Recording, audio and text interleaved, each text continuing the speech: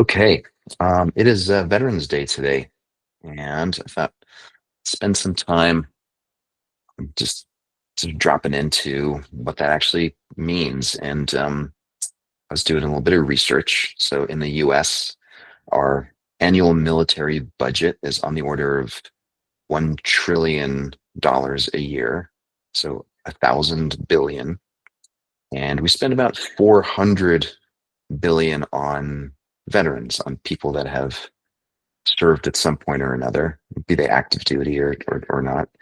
There's about 1.3 million active service men and women in the U.S. military at this point. Um, and there are about 18 million veterans in this country that we support with presumably these, like at CIT, we have a contract with the VA and so on. And I was just, it's one thing to think of those numbers and look at it through that lens, but I thought it'd be interesting to sort of drop into a place of remembering what it actually means to be one of those people that has at some point or another served in that capacity. And yeah, let's see where that goes. You guys know my partner Adam Tibble.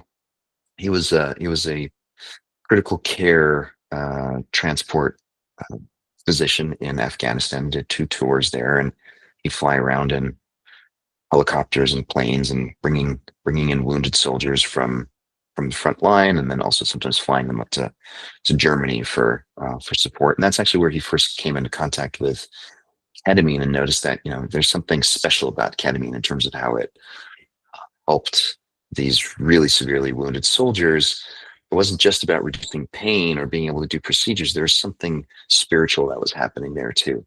So when he and I met, that was very much on our agenda to say, hey, let's do something that contributes to this community in some way, shape, or form. Because, mm, yeah, I think oftentimes there's a sense of neglect and not really treating those that sort of make those sacrifices.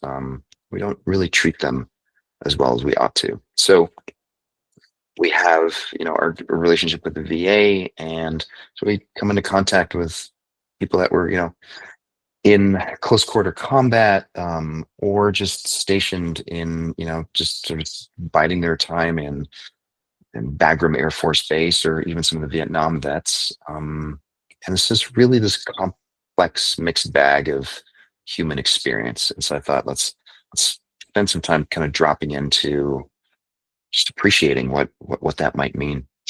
Um, yeah. So close your eyes and feel into this moment right now, and just take note of, how does the body feel?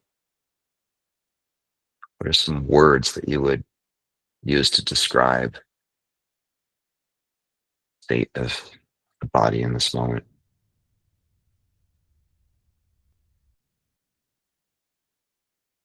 Heavy, tired, light, bubbly, effervescent, numb?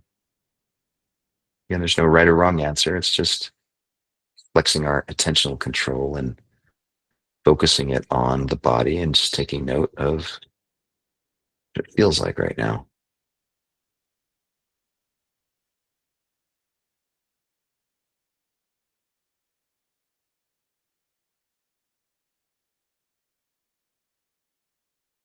And appreciating this relative sense of peace and quiet that we get to enjoy now. Of course, thinking of veterans or military people, there's lots of people right now for whom this is not feasible. So they're in situations that are anything but peaceful and calm. So just starting there, just leaning into imagining, these 18 million humans that live in our societies, towns all across this country, had varying experiences, military experiences.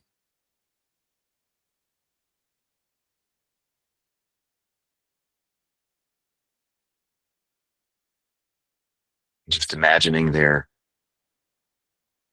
hopes and dreams as young men and women joining the military. What was that experience like for them? Was it a way out of some challenging situation that was just untenable, poverty, maybe even becoming a US citizen? Or was the motivation one of tradition, or having a family whose members have served?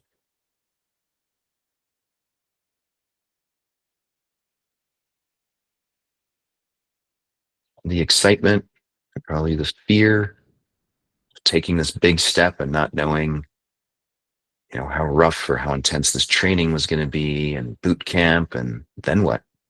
Where would you end up? Are there any active conflicts going on? Just imagining these 18 million humans that at some point or another made that decision, take that step and join the military.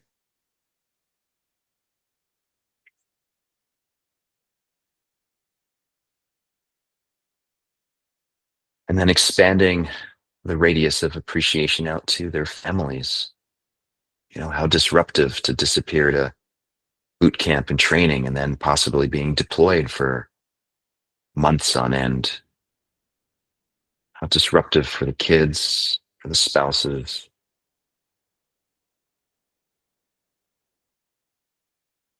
the divorces, the separations.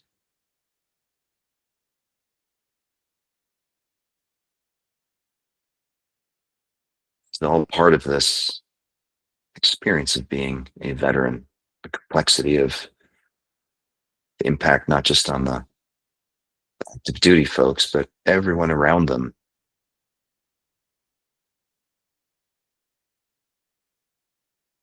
And then the relationships that are formed, especially if there's combat experiences and these deep, deep friendships, the loss, losing friends,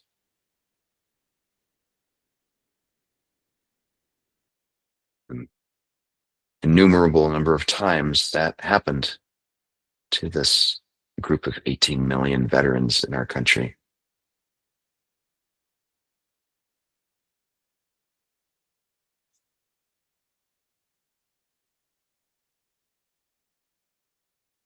Also, the deep bonds that were created by sharing something really significant and so out of the ordinary. That's, of course, also like a really positive experience of just the brotherhood and sisterhood of having served together and having those experiences. And it's all this complex situation of loss and friendships gained.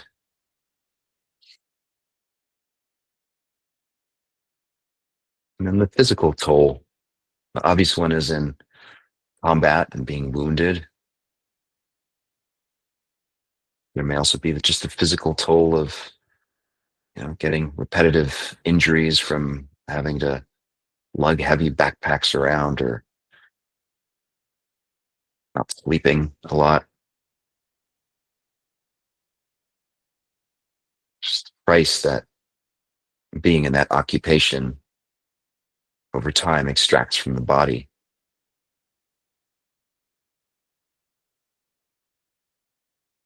We see it in clinic pretty much every day.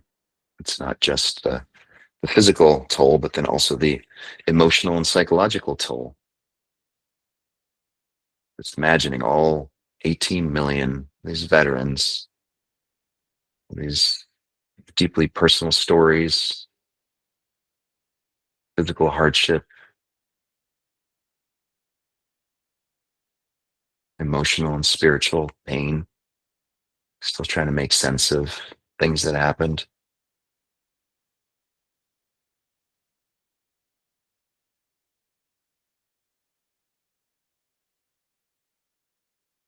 And then the varying degrees to which we as a society, welcomed these young men and women back home.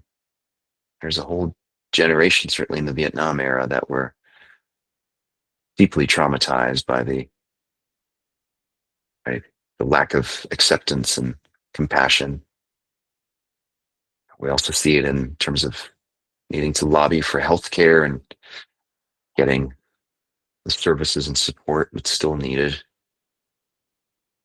trying to fight for that.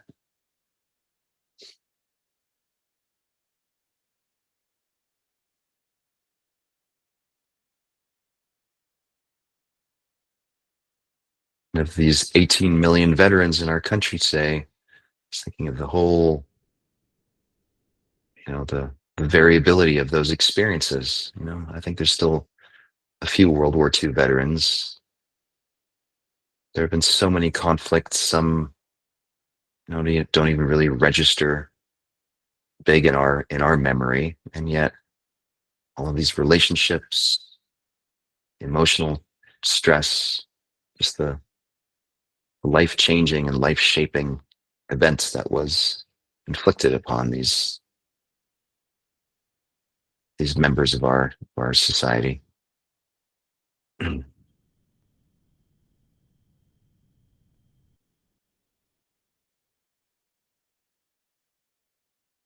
Take a deep breath in through the nose,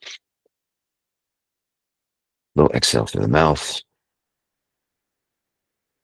Just really feeling into the body as you exhale, just the appreciation for these countless people we'll never meet, but who gave us so much. And hold the exhale for 5, 4, 3, 2, 1. In through the nose, mouth. You're settling into the body. Just keep pushing the air out. And hold for 5, 4, 3, 2, 1. Open your eyes. Come on back. Yeah. So if you have veterans in your life, spouses, family members, or just people in your neighborhood, today's a great opportunity, I think, to really appreciate and recognize them, no matter what their military, their combat experience has been or not. So anyway, hope that was a good reminder. Take care, everyone. Appreciate you.